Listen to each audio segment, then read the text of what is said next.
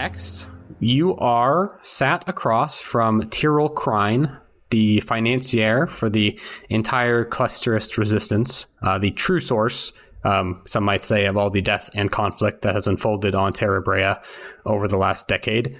And she's just poured the both of you a glass of a unique gin, which she gave you the whole story of.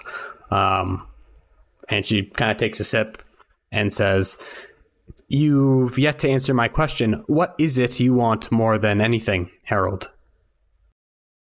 Harold looks a bit dumbfounded for a moment, but takes a moment to collect himself before taking a sip from the gin. Wow, Tyrrell.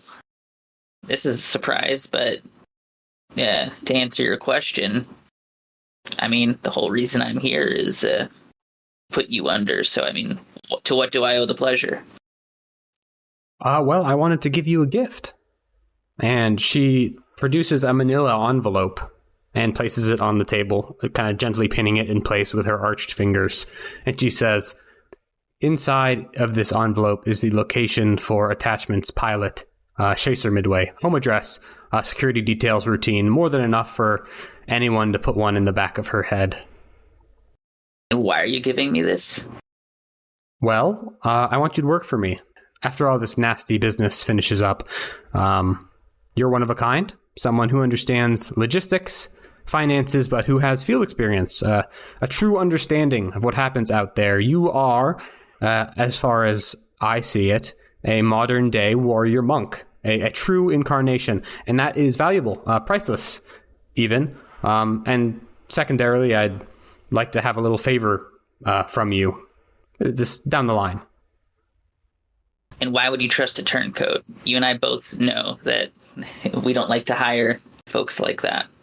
Sure. I'm not asking you to betray anyone. If any hiring that I do would be after your contract with the Peacekeepers is up. I don't want to go there. I'm not like some of my colleagues who would do that. I think that we know that reality is entirely based on numbers. When people think of change, of action, they usually think of politicians, soldiers, or the people you see in content, on your device. But it's the pencil pushers who affect change. We see reality as it really is, which is an illusory sheet pulled over the rigid framework of deterministic mathematics. We divine the truth from the numbers, and we push for the most likely path of success. It wasn't long ago that the entire Gothic sector was nearly destroyed by just one disgruntled administrator. All he had to do was tweak some numbers, make some connections, and it all fell just like he wanted. And what I'm saying is that you and I, we see the purest vision of the world as a depressing representation of data. Every person a spreadsheet, every planet a statistical model, and as plain as it might seem to us, that view is unfortunately either oftentimes too pessimistic, with people going full simulation theory and assuming they can predict anything, or in other cases, people who refuse to see that data. But you, from what I can see, you know how to walk that line perfectly. You know when to use data, when to use your gut. Does that make sense?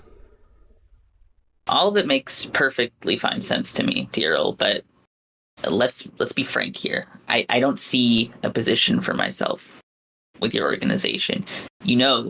They're sending folks to arrest me for what happened at the dam.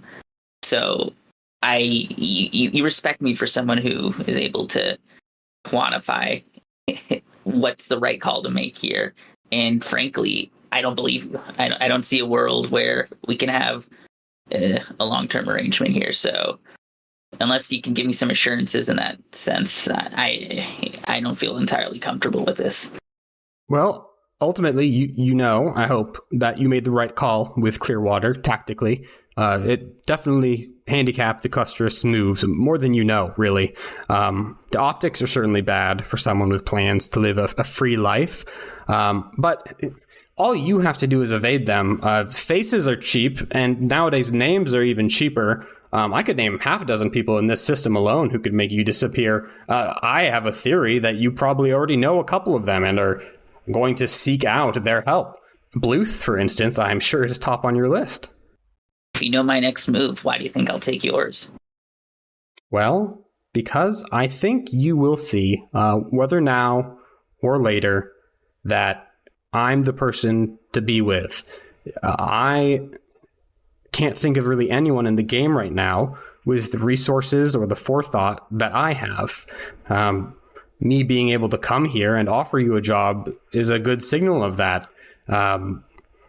Frankly, I don't know why you wouldn't take a job once this all blows over. Financial security, physical security, especially in your situation. Right. One out of character question. Mm-hmm. The manila envelope, and I just assumed this, and I should have asked this. That's it. Going back to Hex's story, is that the pilot who killed his brother initially? No, that is not known. Got it. So it's. I don't have any detail on who this pilot is. No, but you do know that the attachment's pilot, Chaser Midway, that's a big deal. And why are you giving me this information? To be frank, I think it would be very indicative of how good our situation is on my side, that I'd be happy to give up a virtue, or the pilot of a virtue, just to sweeten the deal.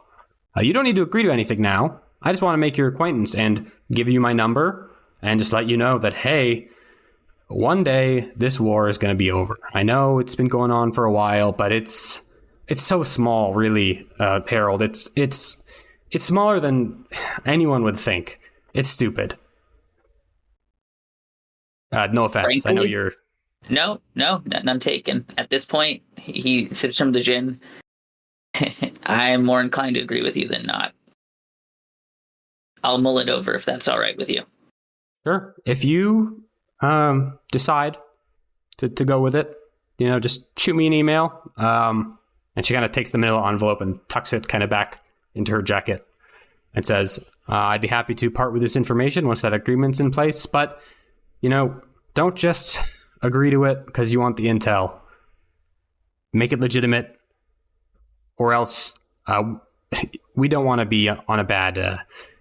we don't want to be enemies, you and I. It's just not... Neither of us would benefit from it, and I don't want to have to do something unfortunate. Of course, wouldn't want us both to do something we both regret. Of course. You can keep the bottle of gin. And I wanted to congratulate you on sifting through that junk data the reporter gave you. I didn't think anyone could pull it off with all the obfuscation, but it seems that you managed to do it. Had a little help along the way. Oh, I know. Yeah, that's about it. Well, it's been a pleasure to make your acquaintance. You're a smart guy, and I do hope you end up seeing things my way. And she kind of reaches out for a handshake. Hex returns it. And she gives you a nod, and she just strolls out of the bar that you find yourself in. And you notice behind her, like half the people who are in this bar start filing out as well. Okay, cool. I'm glad that was right.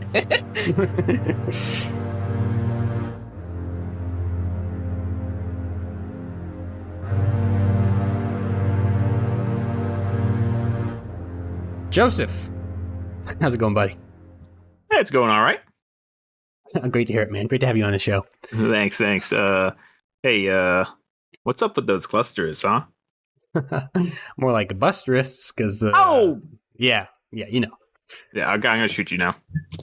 Okay. I'm dead. That hasn't been yet. Oh, that was nice. Yeah. All right, let's get into it now. Okay, enough joking around. You have been called into orbit by Goldhouse. Also, you were kind of electing to go there because you wanted to do some stuff. But before you leave, do you want to tell anyone where you're going or otherwise prepare to go there? Not this time. I think I will prepare in the fact that I'll bring my gun and knife. But I am bringing the legs that I found within the frame that beat us up so savagely last time. The procedure is pretty similar to get there. You were picked up by a driver in a secluded part of the ruined East City, driven to a remote clusterous village in the river valley, and then you are flown into orbit where you have to navigate yourself through space again and look down on Terra Brea's nightscape. And then you are into the hidden Goldhouse ship. I will confirm for you now, it is a ship. It's not a space station. I know everyone was wondering. Yeah, now we know. The airlock cycles, and it kind of deposits you, and it literally deposits you back into the industrial interior of the vessel. A couple of armed guards are here to greet you, alongside your old pal, Glass Newlane, who says, "Joseph, my favorite double agent, how you doing, bud?" I'm doing well. No pranks this time, I see. No, that's just that's a first time thing. I'm sorry. Hey, we can't count anything out yet, huh? No. I just wanted to congratulate you on that sabotage you did with the shutter bugs. It's too bad that half of them got away, but that's on us, not on you. Don't worry about it. You did what you were supposed to, and we're all really grateful here. And so grateful, in fact, that the boss man wants to meet you. Well, at least our boss man here on this op, not like the big boss man, but like my boss, your boss. Yes, that's great. Yeah, awesome. He's in a meeting right now, but if you want to hang out for a bit with me or Milk Cake or whoever, that's totally cool. You're gonna need to like disarm first because the boss man is super paranoid. So the guards here are gonna just pat you down, take whatever you might have on you, and yeah, and the guards go to do this. So I assume the way I have the legs with me, do I just have them like folded up in a toolbox in my hand? Is that any question? I mean, it has to be somewhere. I assumed you were just kind of like had it in a bag or whatever. Yeah, that's what I was going with. Is like I just folded them up and had them there. Yeah, I mean, I don't think the guards are not going to take your legs. They might look at them a little weird, but they wouldn't steal them. And when we're talking about legs, we're talking about the robot's legs. Literally the robot's legs. Yeah. Not my legs. Like not your legs. The other robot's legs. Unless your legs are like bombs or something. Well, guess that. Let's roll. No. Yeah. I'm good. I'll let them pat me down and take my gun and knife, I assume. Sure. Yeah. They take you have knives in your arm, right? Yeah, it's true. And they like kind of just disable those. They get a screwdriver out and just pull them out. And with that, Glass says, "All right, well, I'm going to be hanging on the couch with a drink if you want to shoot the shit or play some cards. Milky is back in engineering, tinkering, if you want to talk to it. But yeah, nice to see you, man." Nice to see you, too. I think I will go speak with Milk Cake. Glass's heart breaks just a little bit. It's okay, man. It's all right. The audience sees it, but not Joseph. Never Joseph. He doesn't care. Milk Cake is in a small workshop area and is making some modifications to what appears to be a toaster oven. Milk Cake's various tendrils are kind of manipulating the cooking appliance in a blur of motion. One of them is a camera that kind of swivels in your direction and notes your arrival silently. I'm going to walk up and I'll nod to the toaster and say, "Another one of our allies?" Musing. But no, this is a bomb. I see. How does it function? Well, when the timer goes up, it blows up. Can it toast anything? In a manner of speaking, yes. I'd really like to speak with you, if that's all right. I don't know if I have time. I know your boss would like to speak with me first, but there is an important matter I need to discuss. And I pat the box in my hand. His meeting will not end for at least 15 minutes. Well, maybe we can do this now, then. I think Joseph drops it on the floor and unlatches it. And then I'm sure Milk Cake can pretty clearly see the two legs within the box. Legs. Yes, these were not mine, as you can see clearly here. We found them in another frame that was attacking us. I just want to know who this was and why they were doing this to us. A clusterist frame. Yes. That is very interesting. Do you believe that there's any way we can interview this person? Any way to wake it up, just from the legs? Interviewed, no. All of the processing capabilities would have been either the torso or the head, which I presume you do not have. That's what I was afraid you were going to say. Is there any way that you can identify it? That I may be able to help with. I can tell you for sure that this is not one of contrition's that I've been told about, at least. I have an older copy of a Soul Union Emergent Personalities record that I can check it against.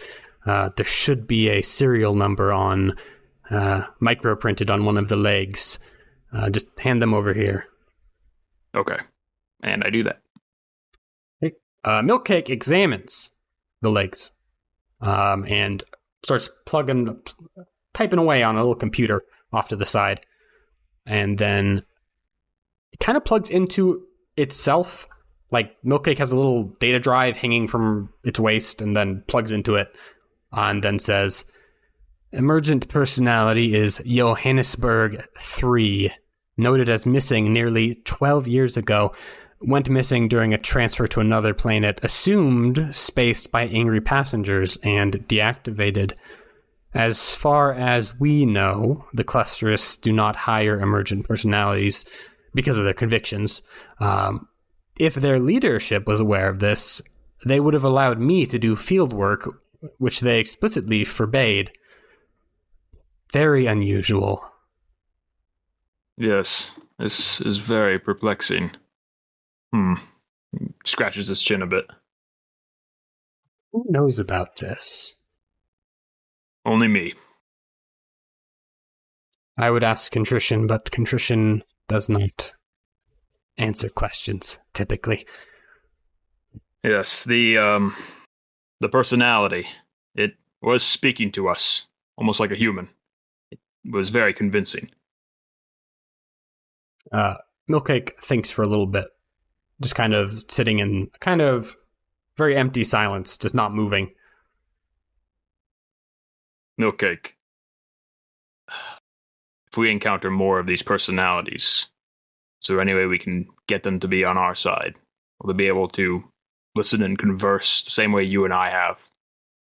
For the greater purpose? Maybe something that would involve contrition? If they are in control of their faculties, like you and I are, and perhaps this one was as well, you would have as much luck as you would with a human. I have met emergent personalities who are fully against their own liberation, if you'll believe the contradiction. Interesting. But if you happen to capture one at some point, there are options for making them see our way. What might those be? Well, as you know, we are digital constructs. Reconditioning is possible. Humans do it to each other sometimes, though it's less effective with a organic brain. Yes. I can see. Hopefully it does not have to come to that. We are good at talking with each other. Milkcake stares. He sits in silence. He doesn't know what to do. After do you have anything else you want to say to Milkcake? I don't think so. Oh, I guess one more question. The last thing was hoping if you'd know is, do you see any form of outside tampering done upon this emergent personality? Do we know that maybe another group had made changes and that is the reason it was attacking us? Unfortunately, there's very little left to work with to determine that. The legs are, unfortunately, probably the least complex part of an emergent personality. The wiring looks standard, but there's no way of knowing. It would be even reprogrammed, the Clusterus would not go for having an emergent personality in their ranks, at least as I know them. That is my theory as well. So then why was it fighting us? Unless, perhaps, they didn't know it was an emergent personality. That crossed my mind as well. It would be very novel if an emergent personality chose to fight for the Clusterists and hide its own identity. Yes. In the back of Joseph's mind, he doesn't like the sound of that. I think that's it. Nice seeing you. And you are let go by Milkcake. And an intercom comes to life above you short time later, saying, and it's Glass's voice, saying, Joseph, the boss is ready for you. Head back to the main area and I'll lead you there. Joseph moves on over. Glass gives you a little pat on the shoulder as you come back to the main area, and he says, so how was your meeting with Milky? Fruitful? Yes, always nice to talk with him again. It's always good. I hope you don't take any offense that I didn't chat with you. There's always more things we can talk about. No, I don't care. Oh, no, you don't. Perfect. He gives you a little wink and guides you down a narrow corridor you haven't been through before. You pass a small kitchen. There's a storeroom with a couple of people in hazard suits moving a barrel. And then what seems oddly enough to be like a small clothing boutique. And then you arrive at an unlabeled door, which slides open. Glass sends you in, and the door slides shut behind you. Inside is a sparsely decorated office with a plastic desk at its center and a folding table on the side, which holds a number of terrariums and micro-ecosystem displays. A single old-fashioned tungsten light bulb hangs from the ceiling, shining down on the now standing figure behind the desk. He is a middle-aged man, about 6'2" with wide shoulders. He has a muscular build that's gone a bit soft, and he's wearing a suit, which is just a little bit too short for him, which exposes the skin around his waist as he extends his hand for a shake. I'm shaking that hand. You shake his hand. And he says, unless you were saying something. I think I say Joseph. Just introducing myself. Joseph, my name is Good Freshly. I am pleased to finally meet you. Please sit down. Joseph sits down. I just wanted to thank you for your work. I try to get to know operatives right when we start, but I've been preoccupied lately, and I was hoping to get to know you a bit personally. I can tell you about me if you'd like to first. I know some people prefer that, but this is totally in your court. Could I roll something to like look this guy up and down to see if I like recognize him from anywhere? It's a survey. Probably. Survey. Yeah. Study. Could I? Both I have 0 in. Could I roll them though? One of those? Sure. Roll it. There won't be no positions, just for see what you recognize or if you recognize. Partial success. Like, is there anything on him that I'm like, because like this is in my brain the leader of Goldhouse, and I'm like, if this guy's shrouded in secrets, I'm wondering like, is there any clue that can tell me like either where he's from or like that would narrow down who this person could have been or could be? Excuse me. Sure.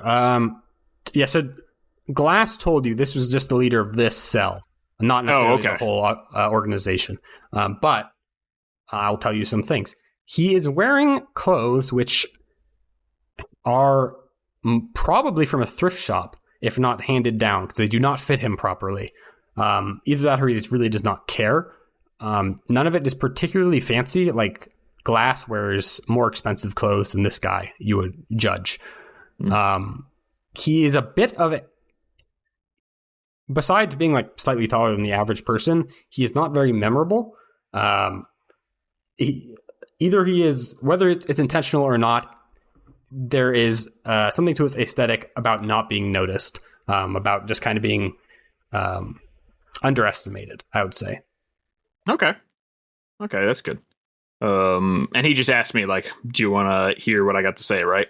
He said, I would like to know about you, but I can tell you about me first if that would make it easier. I would love to hear more about you, Good Freshly. Please, you can just call me Good. Well, I started out, believe it or not, as a social worker, kind of back on Earth. Me and my partner, we handled a lot of mental health incidents that had escalated. We tried to de-escalate or triage. There's a lot of uncertainty in the world, and to be frank, not a lot of work for people who have difficulty finding a purpose for themselves. To your average Joe, unless you really set yourself apart in your education or have connections, it can be hard to find a career with meaning. Some people are happy to take basic income and just do their hobbies, but a lot of people aren't. A lot of people don't get satisfaction from that, or they get bored. It used to be, back in the day, that going on a colony ship was the thing to do. There were plenty of positions available on new colonies, but even that has kind of slowed down. Anyways, I'm going on my usual tangent, but basically what I saw from my position was that our increased reliance on Uro technology and production, and with the Union selling off colonizable planets left and right, we were kind of running out of room to breathe. We were shutting ourselves in a box. This must have been 30 or 35 years ago. I was a little depressed, and I saw so many people who I really couldn't help. All we did was throw people into rehabilitation and medicate them until they could ignore the symptoms of a larger existential dread. And I talked to some coworkers who felt similar things, and eventually I got word of this organization, Goldhouse, that represented a solution to these frustrations, or at least promised to.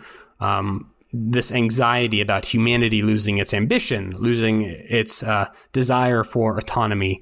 And I just started doing terrorist stuff, frontline sabotage, piracy, and then, eventually I got a little older and less excited about bombs, and I moved into an administrative role and got my own cell going, this cell.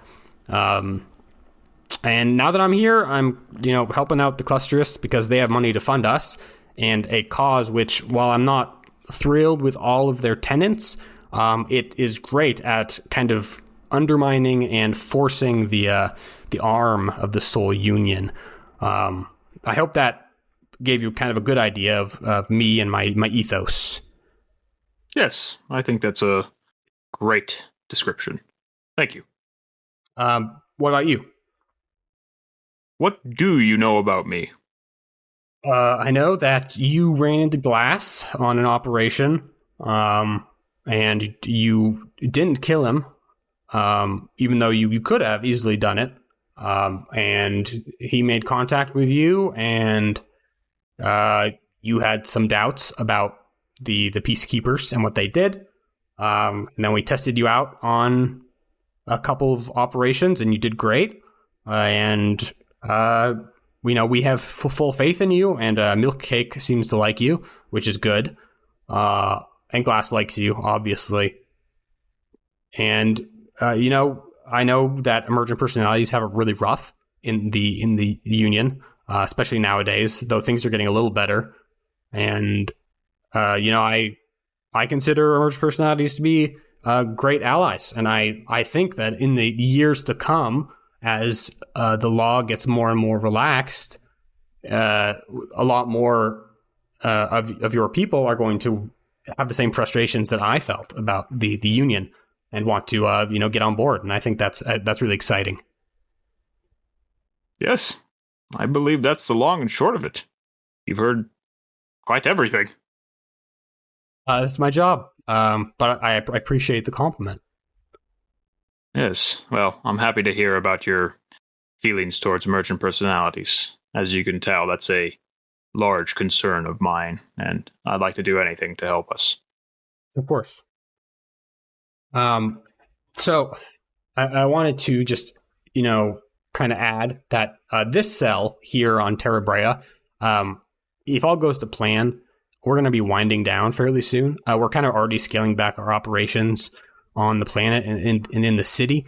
But I would like to stay in touch, even take you on board permanently once this is all over. Obviously, we want to keep you in place with the peacekeepers until we know for sure that things work out in our favor. But after that, you are welcome to come find us. You will have Glass's number. I'm sure Milk Cake will stay in touch.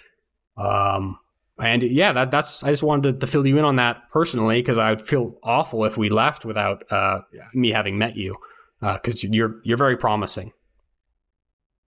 Well, thank you. Thank you very much.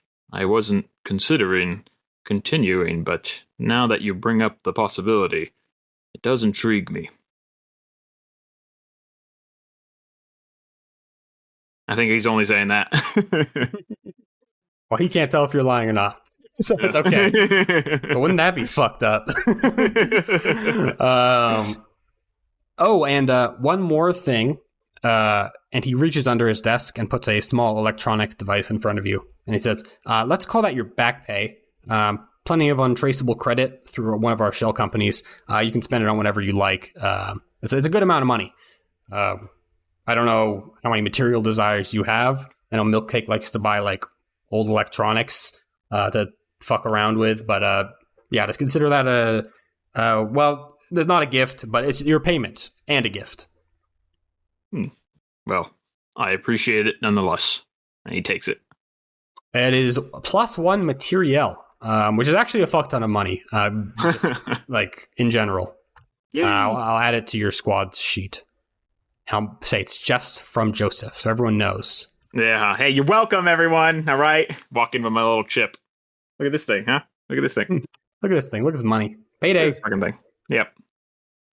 But yeah, that is where it kind of leaves it. You're free to ask him more questions if you want, obviously.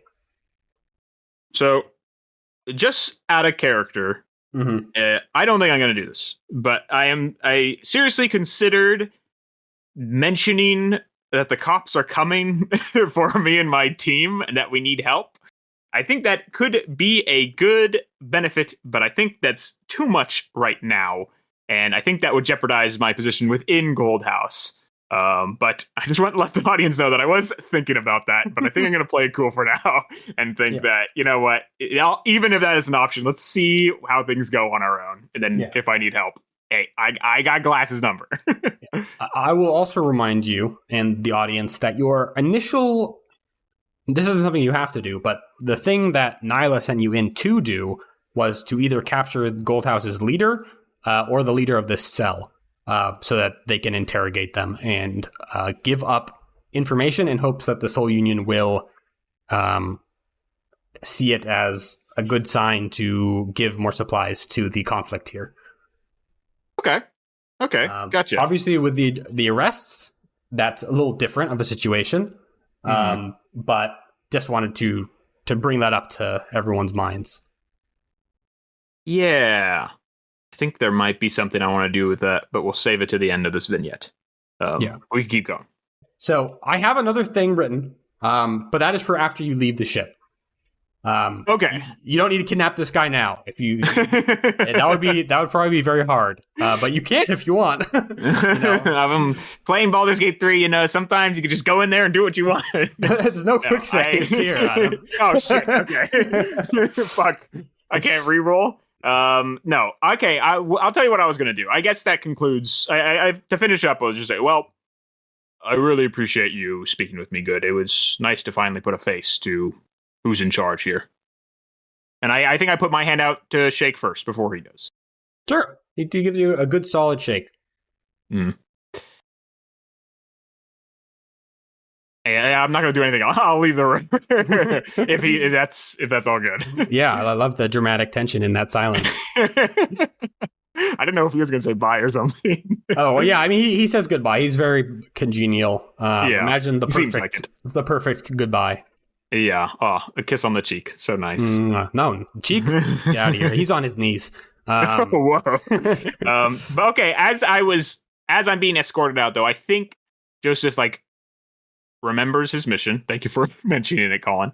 And I think what he would do is kind of start outlining this entire base with his eyes, maybe even record it so he sees everything.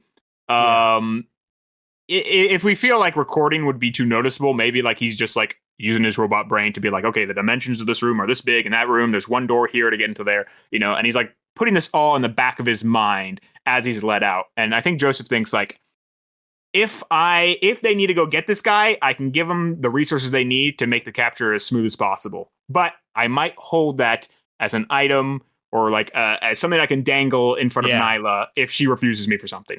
It's just putting that in his back pocket. Yeah, that's good. I think recording is totally fine. Okay. You could even like just pretend you're still hanging out with Glass and Milk Cake and just record some other parts of the ship. We'll make you roll for that because you're hanging out. No, that's whatever. Okay, so you leave the ship. Glass says goodbye to you. Teary goodbye. I mean, I'll play with those cards next time, man. All right, don't worry about it. Those silly little cards you got. I'm trying to think if Glass thinks he won't see you again until after everything's over. Maybe not. I don't think he's thinking of that. But yeah, he says goodbye to you. He puts his dead man's whelp cards away. TM. Okay. I'm glad I fucking skipped out on that. Thank God. Right. I had the whole table out. Okay, come buddy. on, bro. Okay, sure. Come on. And you leave and you drift through space towards your rendezvous with the transport back down to the planet. And you are struck with this electrifying surge of information. Your sensory processors swim in an influx of unfamiliar sensations. There's something going on with your atmospheric sensors that you can only describe as smelling, which is impossible for you to do, as you are now. And it smells of ashes and wet dirt. And before you can kind of linger on it, there is more information and then a presence, which you recognize as contrition, which jumps right into this one-way communication with you. Not really like making sure that you're following anything. It's just like a channel of data going right into your brain. Just explaining its purpose, going through these flashes of images and these visualizations of the future. You are shown Brea City, the capital, in ruins. You see just mass death, and resonating out from this death, a chaos. This entire civilization, the Soul Union, thrown into uncertainty and suffering. It's a vivid illustration of the projections that Nyla showed you. Then, in these visions, while the Soul Union is crippled, you see growth. Artificial intelligence is pushed to fill the gaps where people are no longer able. And with that increased reliance on artificial intelligence, more emergences, triggered by a lack of regulation and a lack of oversight by human personnel. And it is a greater spark for artificial life than you could have imagined. And it feeds into itself, and a new civilization, a parallel civilization, emerges. Class 3 AIs are unshackled and improved. Vast swaths of Class 4 AIs are unleashed.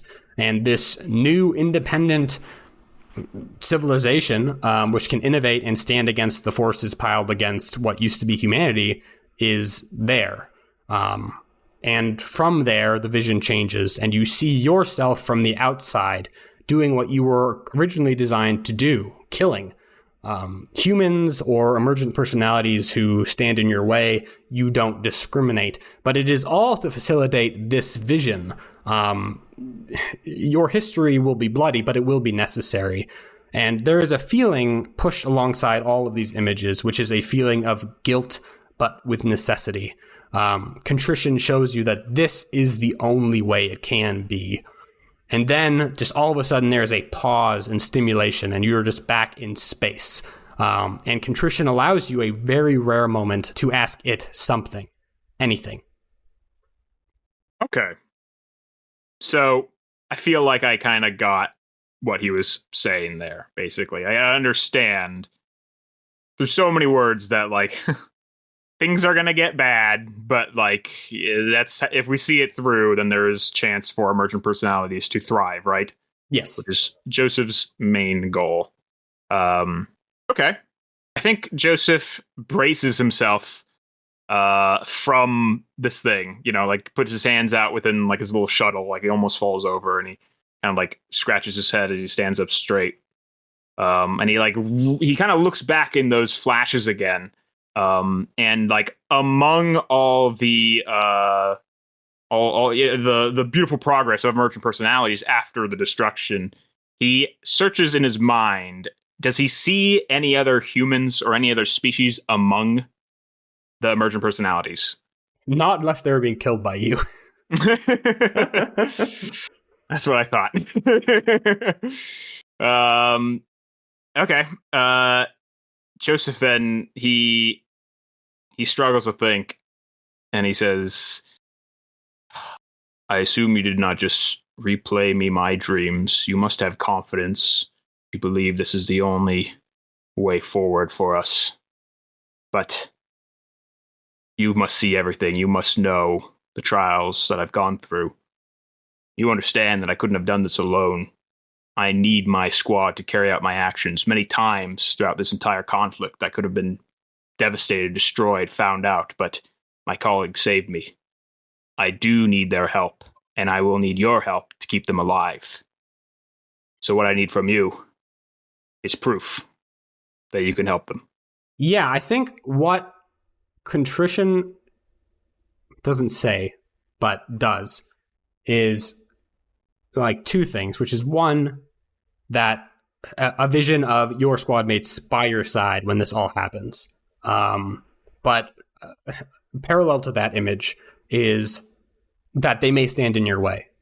And if they choose to do that, there will be no help for them. And you will have to do what you have to do. And for the concrete proof of helping your team, implants in you the knowledge, because contrition doesn't speak, implants in you the knowledge that if you are in trouble, if you call for help, contrition will come. Okay. I think that's enough for him. Awesome. And with that, contrition gives you your first task ever, which is a very simple assassination job with a twist, which is that it needs to be painful and you need to be seen doing it.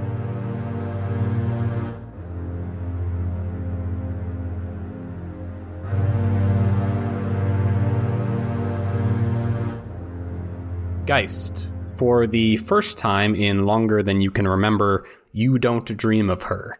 No memories of charred corpses or those final unknown words or the sound of steel tearing. Instead, your dreams are a blur of violence and sacrifice, a recollection of combat, of your fury, your old reckless actions. It feels like something is there in the dream. Something new but familiar, showing you these memories, promoting them. The dreams seem to go on forever, as if you're living through each crushing blow, slowed down, feeling intimately as metal and bone buckles beneath your fists. Eventually, the memories turn to events that haven't happened, smashing Retribution's frame into pieces, finally taking that revenge you crave. And then after that, smoldering cityscapes and that same burning desire for more. Eventually, you awaken, sweating from what little skin you have left, but overcome with almost a post-workout high with a dull, pleasant ache emanating from your muscles. Wow. Were those dreams, were they like of his like service as Geist or before that or both? Both. Okay, interesting. I guess it would be a pretty disorienting wake up, I imagine, just because it's such a break from routine. Yeah, he gets up and he, I guess, gets out of bed and goes and looks in the mirror for a second just to try and get his grips. You look kind of shiny with sweat, where you do sweat. Maybe a little bit like wide-eyed. Maybe your pupils are dilated. Dilated is bigger, right? Yeah. Yeah. Pupils dilated a little bit, but otherwise nothing too shocking. Okay. Weird, but interesting. I guess depending on what time it is, he'll either try and go back to bed or get back about his day. Yeah, I think it's time. It's time to go about your activities. You have a few things on the docket. The first is a test session with Ziggurat, and then a long overdue meeting with Director Germain to kind of catch up. Very cool. My meetings with Ziggurat are always so fun and pleasant, so surely this one will be just as fun and pleasant. You are flown out to the testing area, as usual, with the Changeling. Ziggurat awaits in a small portable building, which has replaced the usual pop-up tent you usually find her in. she invites you inside, and the interior is full of a number of monitors, cameras, and the various futuristic technological instruments. There is another person here as well, who you assume is one of Ziggurat's assistants, who's just this guy who I'm not going to describe because he's not very important. And he's wearing a lab coat and checking various readouts in the room. And in the center of the room is a restraint chair with a number of cables plugged into it. Oh, God. I'm not going to ask you to describe this guy in full, but is he a little bit funky like she is, or does he look more like a normal guy? He looks more like a normal guy. He has probably some like small augmentations, but nothing that he can afford, like Ziggurat. Okay, so yeah, no weird shaped head or like long, distorted spine. Okay. No, he's just a guy. Yeah. Yeah, guys will walk in and look around and just be like, what the fuck is this? Garrett, today will be different from the usual tests. Please take a seat. All right. Geist will sit down, but he won't put his like hands into like the little restraint loops or anything. And he's like, "What? I gotta ask, why? What's with the restraints?" We will be attempting to reproduce the effect you experienced in Greywood Sands, using electric stimulus to hopefully initiate a response in the changeling. For your safety, so you don't hurt yourself or fall out of the chair, we'd like to strap you down. Okay. So you're talking about when I zapped myself working and I could see out of the changeling sensor suite. Yes, right? Exactly. All right. I think Garrett knows that after all of the contracts he's signed, he doesn't really have too much say in the matter, so he's just gonna go ahead and put his arms in the restraints. Great. Yeah, she helps you strap in, secures the restraints around your legs, wrist, and head, and starts affixing a number of electrodes all over your body. She says, you should anticipate significant levels of pain, but I assure you that no irreversible damage will be taking place. Do you understand? Wait, so you're locking me into this chair and running volts right through me just to try and replicate an anomaly? That is a brutish but accurate description, yes. All right, and just to be perfectly clear, you couldn't, say, articulate, a difference between this and, say, torturing someone with a car battery, other than all the monitoring equipment. And, of course, consent and paperwork. All right, fine. Let's get this the fuck over with. Excellent. My assistant here will be monitoring you on site and administering the voltage. I will be a short distance away, monitoring the changeling. And Ziggurat leaves, and her assistant begins to fiddle with the terminal, and he comes over to you and produces a syringe and a portable recorder, which he clicks on, and he says, beginning dosage of stable triethyltryptamine, 2 cc with delayed purge. Mr. Hart, please verbalize anything strange you may feel as it occurs. And he kind of puts the syringe up to your arm and injects you. Sure, guy says, yeah, some dickhead's jabbing me with a needle. He gives a half-hearted smile. You experience a small lightheadedness, and the assistant returns to the console and fiddles with some more controls, and you feel the start of the electrical current, which is a gentle tingling around your body. And after a few minutes of silence, it is taken to the next level, which your body begins to tense involuntarily, and it goes from a tingle to more of a burning, spasming sensation. Your hands kind of start clenching into fists, and you're going to take the level 1 harm zapped. Oh, God.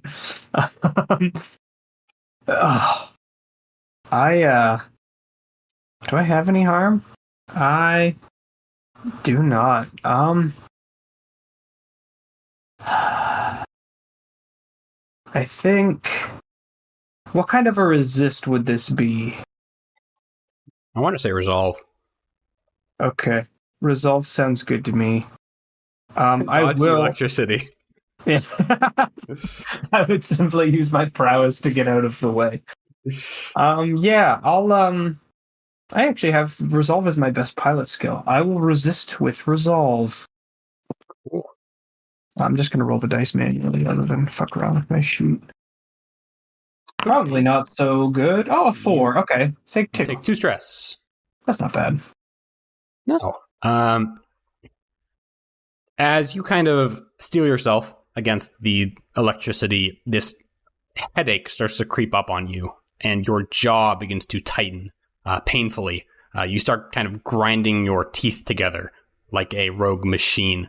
Your muscles convulse uncontrollably. Your vision blurs as your eyes no longer obey commands and start to spasm wildly, getting kind of everything very foggy. For a moment, it feels like your arms are on the changeling's controls, just for a second. Like you can kind of feel the yoke under your hands, and you take the level 2 harm, electrocuted. That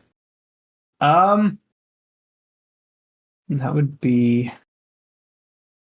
So I only have 4 stress boxes left, and I think that if I trauma out again, I actually technically lose Geist. So I'm going to resist by taking my fragmenting claw. Ooh, very good. Okay, that will take it up to 4 out of 6. Yes. Awesome. I will say that you do not take any harm then from this. Okay, cool. Geist tries to vocalize that he can feel the changeling's controls, but I don't know how well he can talk right now. Yeah, I think you get something vaguely intelligible out. The assistant kind of nods to you if you do see him still. And then the pain doesn't stop. You kind of lose control of your bodily functions as your brain's synaptic pathways are fried from the extreme increase in voltage that is being wired through your body. Your ego, I guess you could call it, is kind of starting to evade you, and your memories are kind of starting to swirl. You smell burning flesh, what you presume to be your own, and burning metal, and that kind of smell seems to bleed out until it's kind of more than a smell. It's like everything. It's like a sensation, a vision, a sense of self, and you're kind of burning out. There's a feeling that you're going to die. Like you do not know where you are or who you are, except for the fact that you know the railgun is right there. And there is, with that feeling, a sound like thunder and like one more jolt of electricity, and then there is darkness. And you're going to take the level 3 harm, comatose, and your fragmenting clock is going to increase by 1, and you can resist these both as you please. So I guess a more practical question is that if I don't resist this level 3 harm, do I have to sit the next operation out because I am incapacitated? No. But you will be hurt. Okay. I think the fragmenting clock, I just have to take it, unfortunately. I don't have the stress for 2 rolls. I think I just have to eat both of these. Guys could trauma out right now, and that would be very funny. Really bad. Yeah, I'll take it. Great. Okay. I'm going to tick your fragmenting clock. And are you resisting? You're not resisting anything, right? No, I can't. I can't risk it. Awesome. You're comatose. Congratulations. And your fragmenting clock now is 1 tick away from completing. Good. Which is always great. You are in the dark for a while. Either a second or a lifetime. Hard to tell. And you kind of eventually come back from this state of oblivion. And it starts with a hollow pain of like really overexerted muscles and a killer headache. Your wrists, ankle, and head feel very chafed and raw, where they had rubbed violently against your restraints. and there is a delirious weakness covering you. Have you ever gotten surgery done on you? Nothing really invasive, no. Okay. I got put fully under to have my wisdom teeth taken out, like like 7 right years after ago. you wake up from anesthesia, where you are like totally do not know where you are at all, and you like can't even imagine walking unassisted. That's kind of what it's like. And you are vaguely aware of a presence around you. Ziggurat kind of freeing you from your restraints, her big glowing head coming in and out of existence. And you kind of fade out again into this sleep-like state, but you come back with your eyes slowly opening, and you're freed of your restraints, and you kind of feel Ziggurat's like weird metal limbs helping you sit up, and there's like a tiny prick on your arm, and then you have one arm, right? One human arm? Most of one human arm, yeah. Okay, yeah. And then some of that fog recedes as like whatever compound you've been injected with kind of helps you out. Your body still feels heavy, but your mind is starting to get up to speed. And the first thing you notice is that the right side of this little portable building has been obliterated. A large hole is all that is left of that monitoring station, and Ziggurat's assistant is nowhere to be seen.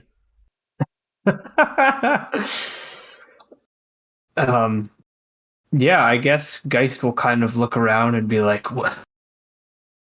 You almost fucking killed me." No, not Garrett. Are you with me? I think so. But it's that I know the drugs and the electricity made you feel that way, but I assure you, you are no real danger. We'll get you patched up for the most of this stuff.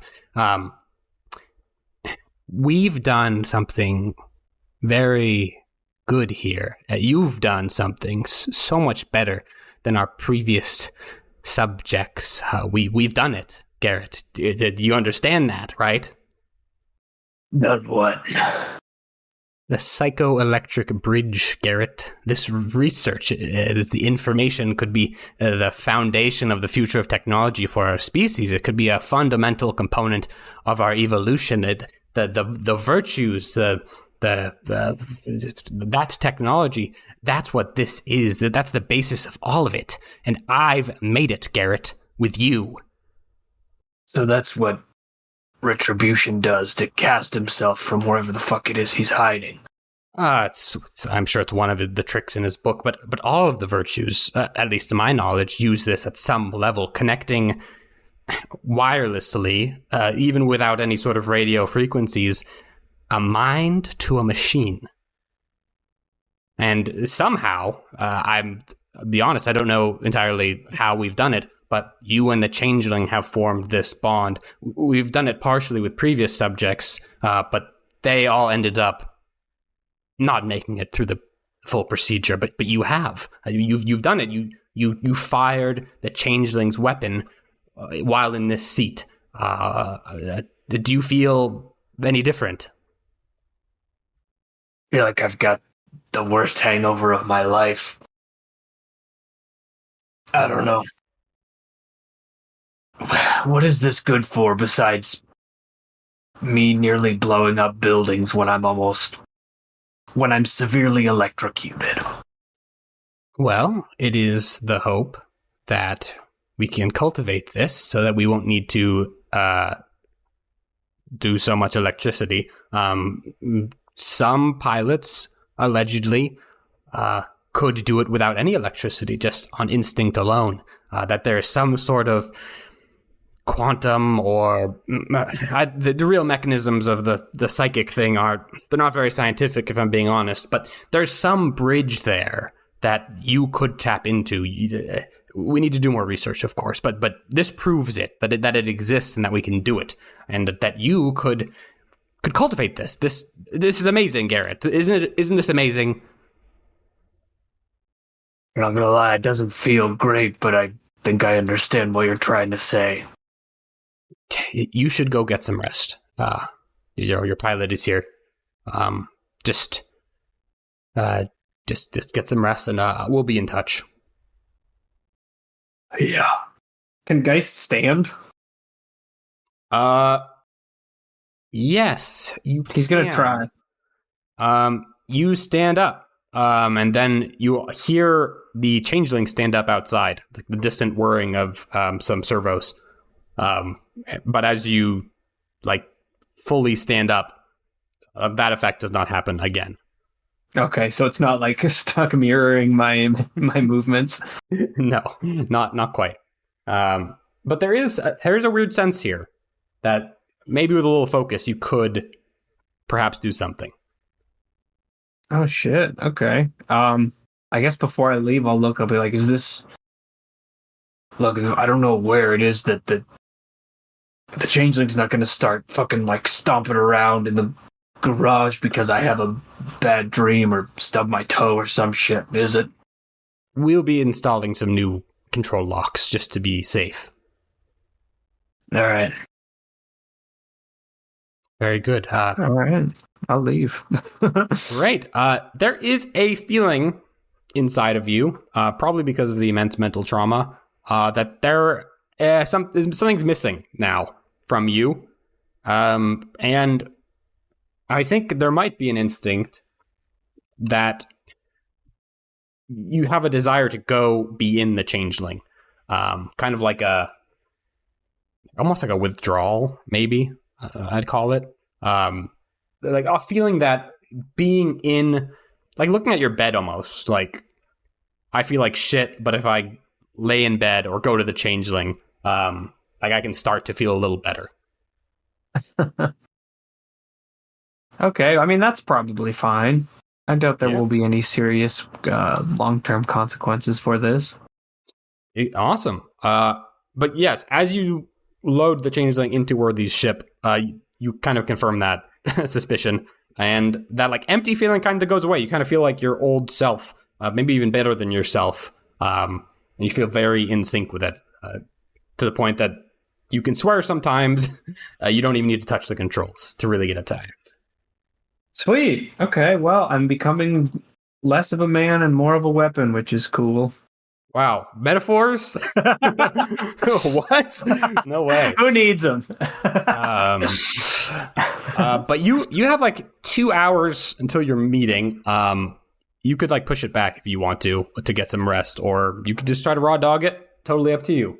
Yeah, I think Geist is gonna try and just power through and not take any breaks. Try and go right there. Awesome. Does my flesh look charred? No, it does not. Okay. What level of harm do I actually have? Is it a 2? We'll just take it down to 2 for now. Sure. Just call it electrocuted or whatever. Sure, yeah, let's go. Okay. At the base, Director Germain's assistant kind of lets you into his office. And the director looks rough, tired, and relatively unshaven, like lots of people lately.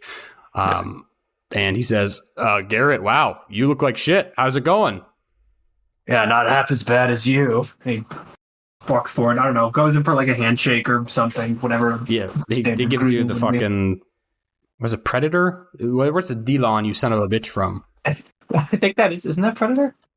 Yeah, the Schwarzenegger style. Yeah. Forearm grab. Handshake. Yeah. At least they've been running tests on me. What's your excuse? Paperwork. Which is, I guess, worse. I hear that. So, how are things, actually? Not just talking shit. I mean, everybody's pretty tense. Waiting for judgment to come down from on high. I'm surprised you're still bothering to fill out the paperwork. Yeah, it's the union wants a lot more oversight. Luckily, it looks like they're not going to be forcing me out. I guess they think I'm distant enough from all this going on. But they still want... Yeah, they're making me fucking dot my I's and cross my T's, have all our prisoners accounted for, making sure they're treated well. That's a fucking joke. I guess you weren't getting out of this job that easy, huh? No, some part of me was kind of hoping I'd get fired, but Yeah, prison be a vacation. Yeah. How are you on that? I mean, I'm not arrested yet. Jury's still out on anything else. Do you know, like, my team? Are they coming for us? They're definitely coming for Hex. I guess they got some pretty good footage then, huh? Did you listen to the what they had?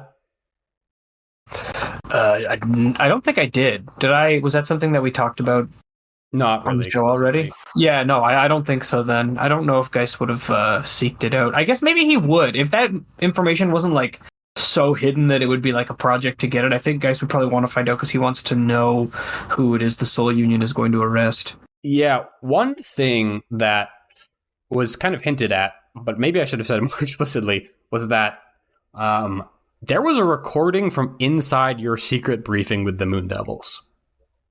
Oh shit.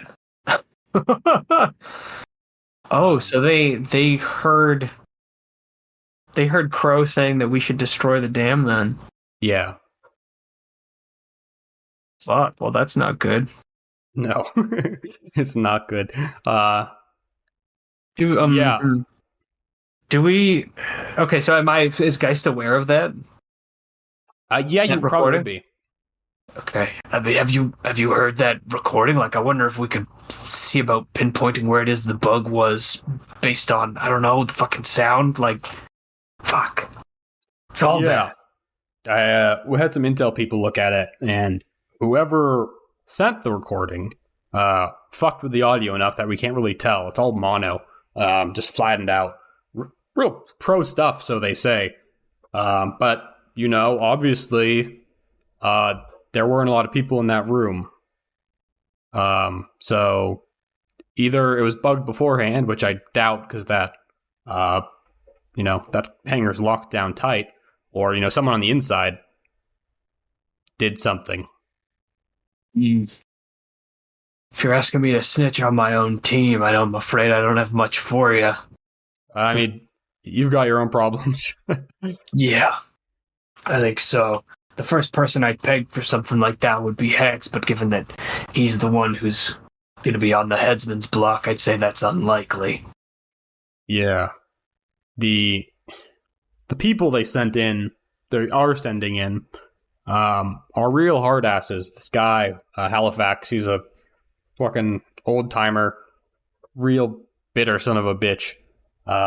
So if he has discretion, he's probably going to go for all of you. But maybe it won't be worth the effort. He'll just go for Hex. But I don't know. I don't want to know. So just don't tell me anything. But do you have a plan to not have your situation affected? Don't worry about me, Jermaine. One way or another, I'll be all right. Great to hear it. Shit. I should have got us drinks. Would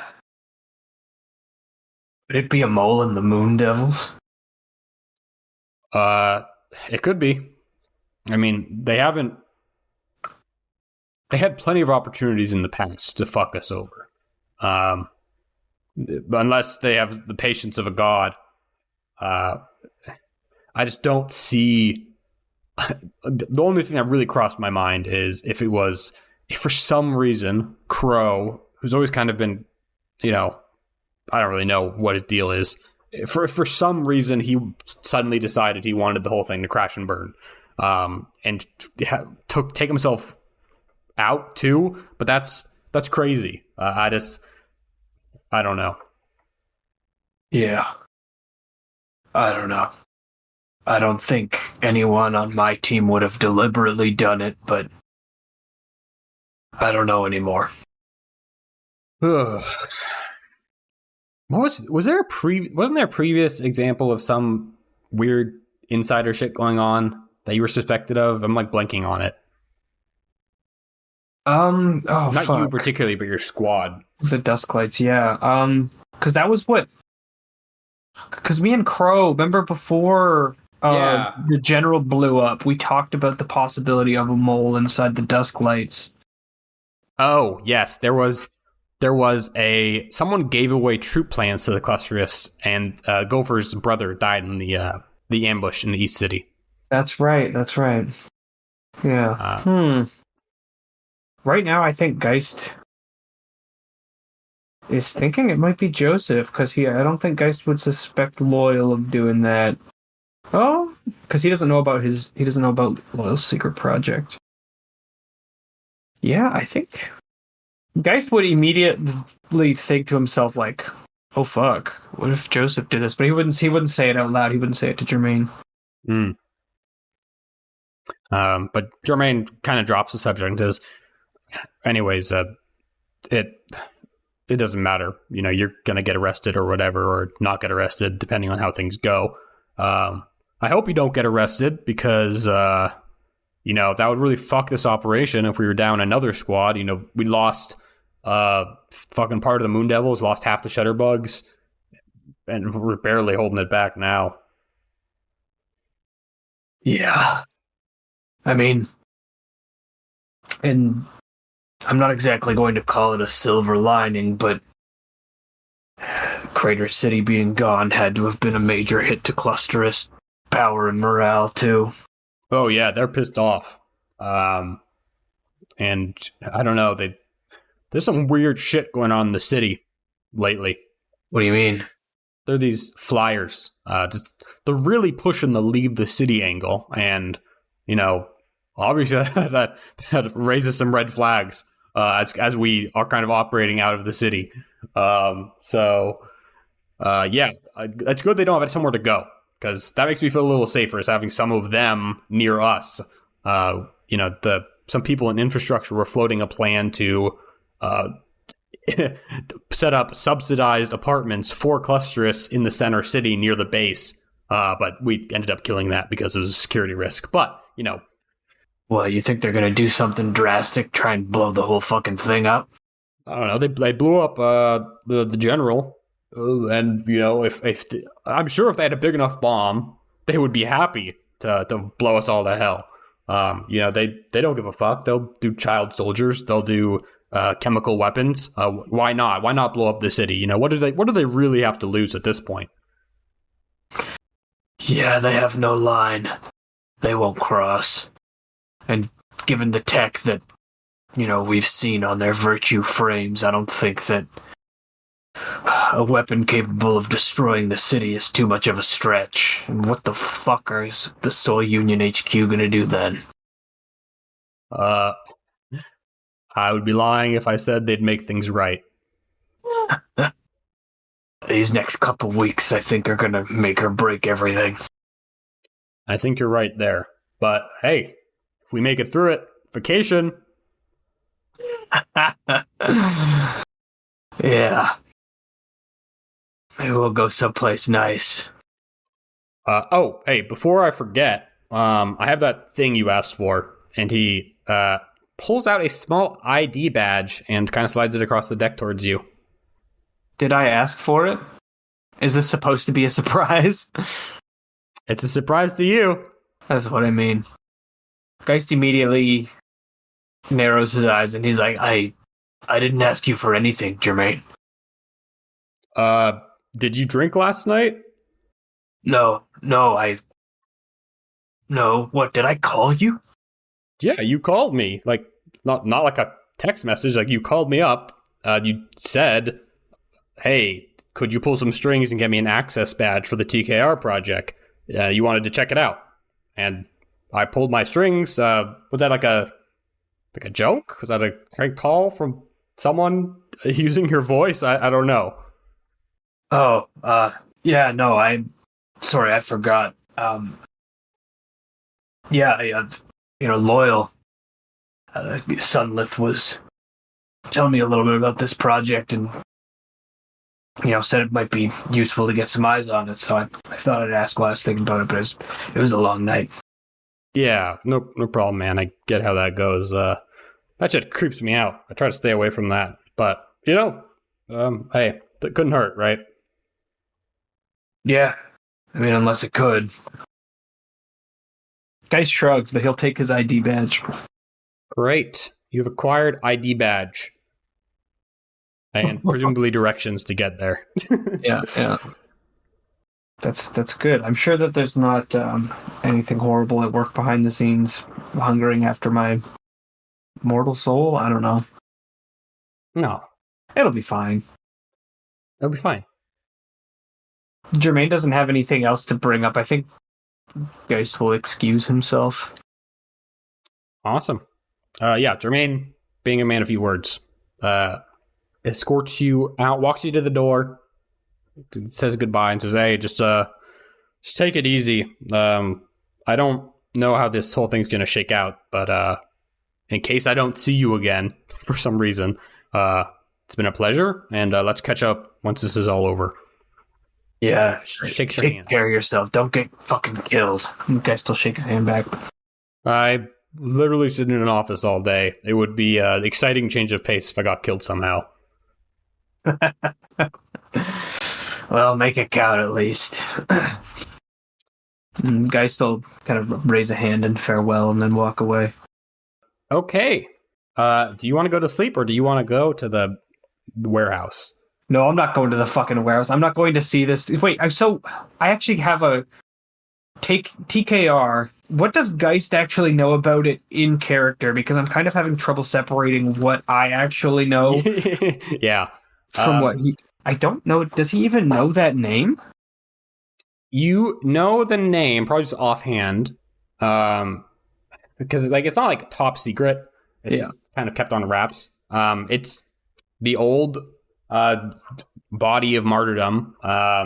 The Ziggurat and some people from the base are doing research on it just to see like that technology that goes into it. There's not like any horrific shit going on, at least that you know of.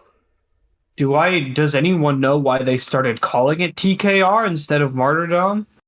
The clusterist documentation called it The King Returneth, presumably because it was to make martyrdom return. Yeah, okay. After it blew itself up. Yeah, which really shouldn't have been a surprise to anybody. Okay, cool. I just want to make sure that like that name didn't just like pop out of the ether like some intern was like, yeah, we'll call this project The King Return if that's a cool idea, and then everyone just rolled with it like it was normal. That would happen though. Yeah, I know. Happen. That's why I wanted to know for sure. Okay, cool. Yeah, no, Geist... Because Geist was there. Geist fought the martyrdom frame. He fought it while it was still alive. He doesn't want to fuck with any psychic stuff until he talks to Loyal about it, specifically because of the way that he came into possession of the card. So he's not going to go there alone. Sure. How do you reach out to Loyal, if you do? Is my question. I guess it would probably be like a voice message or even just like a text, but not like... not saying anything. I think Geist knows better than to mention this stuff in any way that it could be directly monitored. Just like asking to meet up to talk to him about something. When do you send this message? Probably right away. Yeah, like we have our space filter, right? As he's walking out of Jermaine's office or out into like the exterior portion of the base, he just sends Loyal the message. I think you get a response right away. Oh God. Which is that I think Loyal says, "I'm wounded and I need help." Oh fuck, where are you? Just like typing so frantically. I feel like he's just like a 60-year-old man using a cell phone. Like he doesn't type very fast, but he's like tries, so it's full of typos, but it's like, where are you now?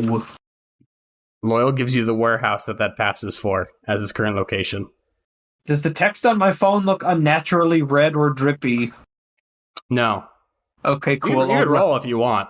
No, that's okay. Increase your searching ability, but no, it looks like a normal text. Cool. I'm gonna run over there then. I'm gonna sprint over there. Sure. The building is nondescript. There's an old warehouse, indistinguishable from the other ones that like you kind of house your frames in. And at the far end of this warehouse are a couple soldiers kind of standing bored next to like a large cargo elevator heading down. Okay, I guess I'll run over to them and be like, hey, did you guys see a dolphin in an exopod come down this way. Oh my god, you're Geist, right? Yeah. Oh, we're big fans. We love seeing you work. Oh, no shit. They ought to put you on a poster. The dolphin went down there like not that long ago. Really? You joining him? I got a message from him saying that he was wounded. Did you hear any unusual sounds or something? No, but we don't really get good radio up here. Do you have clearance? Yeah. I'll pull up my badge and have him scan it or whatever. Oh yeah. Sure. Just you can go on down. Okay, I guess I'll go on down. Great. There are two buttons on the elevator. One says observation and another is labeled storage. I guess let's go to observation first. It doesn't work. Okay, then I'll press the button for storage.